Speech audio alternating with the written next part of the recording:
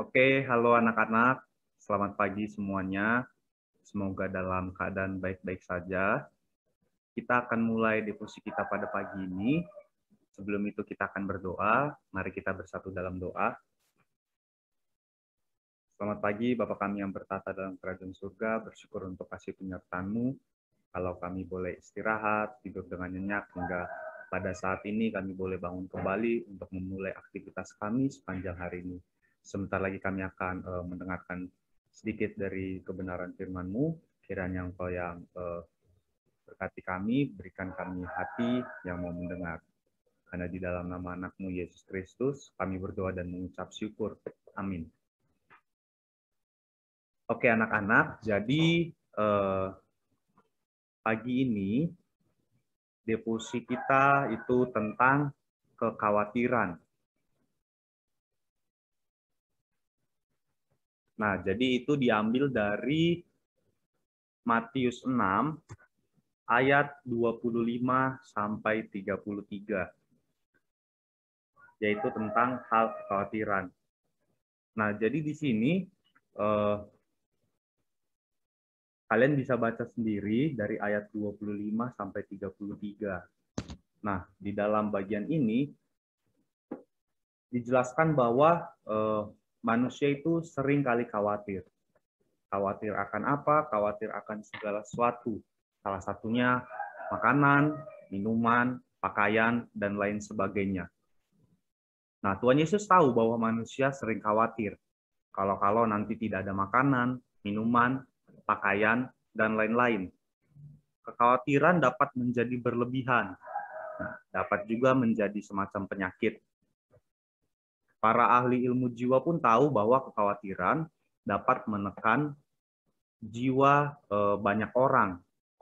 Jadi kadang banyak orang yang sulit untuk tidur, sehingga kadang kekhawatiran itu disebut sebagai penyakit utama atau musuh utama manusia. Orang-orang yang tidak memiliki kekayaan bisa menjadi korban kekhawatiran dan kehilangan iman. Nah, tapi orang kaya pun bisa juga seperti itu. Orang-orang kaya juga bisa khawatir kekayaannya akan berkurang. Nah, meskipun memang dijelaskan seperti di Timotius 5, 1 Timotius 5 ayat 8, kemudian di Amsal 6, bahwa memang bukanlah suatu larangan mengantisipasi masa depan dengan membuat rencana. Nah, tetapi kita harus menghindari suatu kekhawatiran yang berlebihan. Nah, itu nanti mengakibatkan kita berada dalam keterpurukan iman. Nah, kemudian apa jawaban dari Tuhan Yesus? Nah, jadi Tuhan Yesus memberikan jawaban. Ia mengatakan kepada pengikut-pengikutnya, janganlah khawatir. Bukankah hidup itu lebih penting daripada makanan dan tubuh itu lebih penting daripada pakaian? Nah, ini ada di ayat 25. Nah, jadi arti perkataan Tuhan Yesus tersebut bahwa Allah telah berbuat hal yang besar. Pastilah akan berbuat hal yang kecil. Nah, kalau Tuhan sudah melakukan perbuatan besar, apa itu? Yaitu memberi kehidupan kepada kita. Nah, pasti dia akan melakukan yang lebih kecil daripada itu, yaitu memberi kita makan, minuman, memelihara kehidupan kita. Dan kalau Allah pun sudah melakukan perbuatan besar dalam hal memberi suatu tubuh, memberikan tubuh kepada kita, pasti ia pun akan memberikan yang lebih kecil, yakni memberikan pakaian untuk tubuh itu. Sehingga kehidupan dan tubuh itu adalah yang lebih besar, yang lebih penting daripada makanan dan pakaian. Nah, jadi jangan merasa takut kalau Allah tidak akan memelihara hidup kita. Karena hidup itu diperlengkapi oleh Allah, dan kita harus percaya bahwa Allah akan memperlengkapi hal-hal yang kita butuhkan. Nah, kemudian kita lihat di ayat 26. Di dalam ayat ini Tuhan Yesus menguatkan lagi kepercayaan akan Bapa di sorga dengan menunjuk kepada burung-burung. Kalian bisa baca di ayat 26. Walaupun burung-burung di situ tidak menjalankan pekerjaan apa yang dilakukan oleh petani, seperti menabur, kemudian menuai, kemudian mengumpulkan dalam lumbung. Ini maksudnya padi ya. Tetapi burung-burung tersebut, ya, binatang itu menerima makanan dari Tuhan. Nah, kalau Tuhan saja memelihara hewan, memelihara binatang, apalagi anak-anaknya, dia pasti akan memelihara kita. Orang-orang itu telah menjadi kita itu telah menjadi anak-anak Allah. Nah, sebab kepercayaan mempunyai tempat yang lebih penting daripada hanya sekedar burung. Tuhan Yesus di sini tidak menganjurkan supaya kita tidak bekerja. Dia nggak bilang seperti itu. Karena hewan-hewan sekalian pun bekerja juga dalam mencari makanan. Nah, tapi yang Tuhan Yesus mau adalah menghilangkan kekhawatiran dan kegelisahan kita dan menggantikan itu dengan rasa kepercayaan.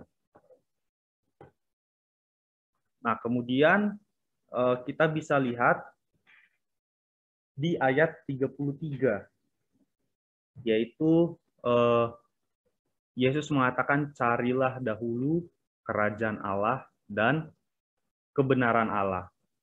Nah, jadi kalau kita perhatikan di dalam doa Bapa kami, urutan doanya pun seperti itu, ya, yaitu supaya kerajaan Allah datang dan kehendak Allah dilakukan. Baru setelah itu makanan atau pemenuhan kebutuhan itu diberikan kepada kita, ya. Di dalam doa Bapa kami itu kan Bapa kami yang di sorga, dikuduskanlah namamu, datanglah kerajaanmu, jadilah kehendakmu di bumi seperti di sorga. Baru setelah itu berikanlah kami pada hari ini makanan kami yang secukupnya. Nah, jadi dari urutan doa Bapa kami pun kita bisa lihat bahwa ada yang lebih dahulu daripada makanan dan hal-hal yang kita butuhkan, yaitu datanglah kerajaanmu dan jadilah kehendakmu di bumi seperti di sorga. Nah, jadi sebenarnya tafsiran yang paling sederhana dari bagian ini adalah yang utama adalah mencari kerajaan Allah, maka Allah akan memberikan apa yang perlu untuk kehidupan jasmani kita. Jadi para pengikut Yesus pun diminta untuk mendahulukan kerajaan Allah dan kebenarannya atas segala hal yang lain. Yang dimaksud dengan kerajaan di sini berarti kan berhubungan dengan otoritas. Kerajaan Allah adalah pemerintahan Allah sebagai raja yang dilakukan di sorga maupun di bumi. Nah, kalau kita fokus pada bagian ini, ada dua hal yang harus kita cari, ya. Jadi bagian yang pertama itu adalah kerajaan Allah. Artinya apa? Artinya kita menempatkan sungguh-sungguh kepemimpinan dan kuasa atau otoritas Allah dinyatakan melalui kehidupan kita. Kita dapat berdoa agar kerajaan Allah datang dengan kuasa yang luar biasa untuk menyelamatkan orang berdosa, menghancurkan kuasa iblis, menyembuhkan orang sakit, menyediakan apa yang kita perlukan. Berada dalam kerajaan Allah itu berarti melakukan kehendak dan otoritas Allah. Kasih yang besar dapat mengalahkan segala hal yang lain. Kasih yang besar dapat menjadi sumber inspirasi dalam bekerja, mendorong pelajaran, membersihkan hidup dari segala yang kotor, dan juga menguasai seluruh keberadaan seseorang. Dan kasih yang besar itu hanya ada dalam kerajaan Allah. Itu kata yang pertama tadi ya, tentang kerajaan Allah. Kemudian yang kedua, itu adalah tentang kebenarannya. Nah, jadi kebenarannya di sini kita berusaha untuk mentaati perintah Allah. Kita berusaha untuk mentaati perintah Allah dan menunjukkan kasih terhadap semua orang. Nah, jadi ini lebih ke arah respon hati kita, bagaimana kita tidak mengikuti apa yang ditawarkan, apa yang ada di dalam dunia ini, tapi benar-benar mentaati perintah dari Allah. Itu tentang kebenarannya. Nah, jadi fokus kita adalah itu tadi, kerajaan Allah dan kebenarannya. Kemudian apa? Nah, tadi kita sudah dengar dari awal, dibuka dengan khawatir. Bahkan judul untuk perikop ini pun hal kekhawatiran. Jadi yang pertama kita tanyakan kepada diri kita, mengapa seringkali kita terlalu khawatir? Ya, mengapa kita khawatir akan sekolah kita, akan pendidikan kita, mungkin yang mau lulus, mengapa khawatir nanti mau lanjut di mana, dan lain sebagainya ya. Banyak sekali kekhawatiran yang mungkin dalam hidup kita sering membuat kita menimbulkan rasa khawatir yang berlebih. Itu yang pertama. Yang kedua, sebenarnya apa yang kita cari terlebih dahulu di dalam hidup kita? Seperti yang tadi sudah Bapak sampaikan, ada dua bagian yang menjadi fokus, yaitu kerajaan Allah dan kebenarannya. Bahkan di dalam doa Bapa Kami itu sendiri pun kita bisa lihat urutannya. Ya. Bukan makanan terlebih dahulu yang didoakan, tetapi adalah datanglah kerajaan-Mu, jadilah kehendak-Mu seperti di sorga. Baru berikanlah kami pada hari ini makanan kami yang secukupnya. Mari kita sama-sama memikirkan, merefleksikan dengan menjawab kedua pertanyaan ini. Semoga apa yang telah kita dengar dapat benar-benar tertanam di dalam hati dan pikiran kita, dan kita dapat melakukannya setiap hari. Sampai sini devosi kita pada pagi hari ini. Kita akan akhiri di dalam doa. Mari kita bersatu dalam doa. Selamat pagi Bapa kami yang bertahta dalam kerajaan surga. Bersyukur kalau di waktu yang singkat ini kami masih mendapatkan kesempatan belajar, mendengarkan akan firman-Firman-Mu.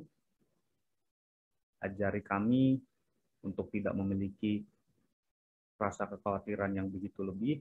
Ajari kami untuk dapat fokus mengutamakan hal-hal yang terutama di dalam hidup ini, yaitu adalah tentang kerajaan-Mu dan kebenaran-Mu.